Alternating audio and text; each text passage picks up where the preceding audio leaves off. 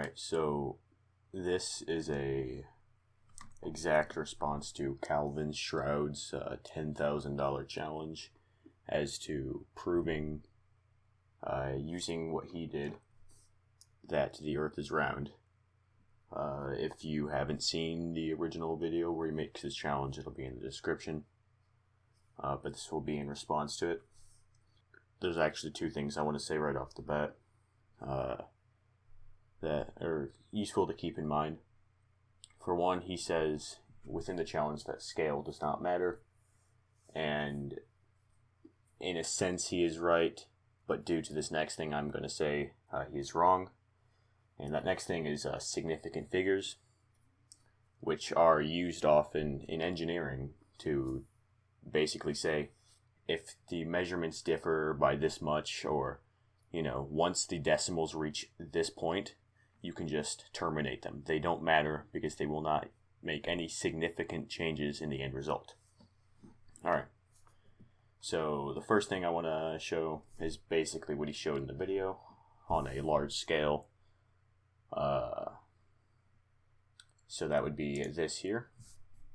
He showed that having these two buildings on the surface of the Earth, that even though this is parallel with this wall, this line here, and it comes at 90 degrees, once it comes out flat, this is a completely flat line, and it comes back down to 90 degrees, it is not parallel to the Earth.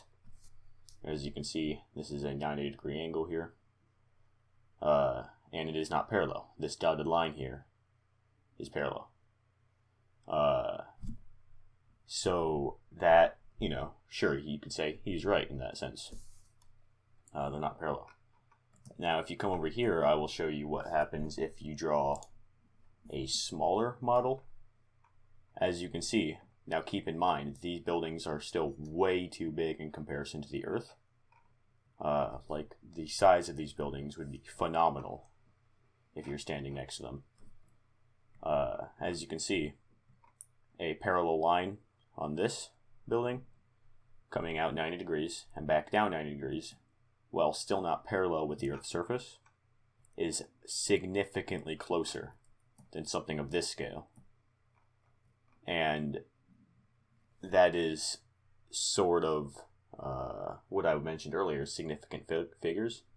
This is still way too big, and as you can see, the angle that it's at,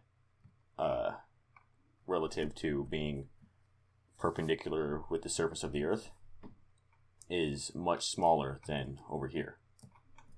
And so once you shrink this down to the actual size, due to significant figures and not needing to go much beyond, say, the thousandth place if you really want to be precise, it will be 90 degrees if you make it small enough.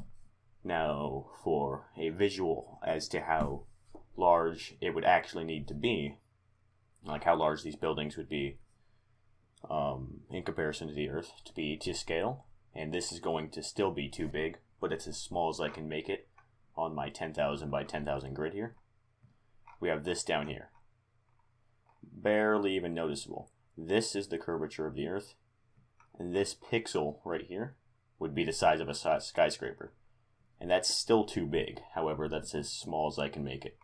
And as I'm sure you can imagine, considering the difference between this and that is so large from, not that huge of a size difference, once you start making your models all the way down to this size, it will be essentially 90 degrees, to the point where significant figures would just chop off any minor inconsistencies and it would be fine.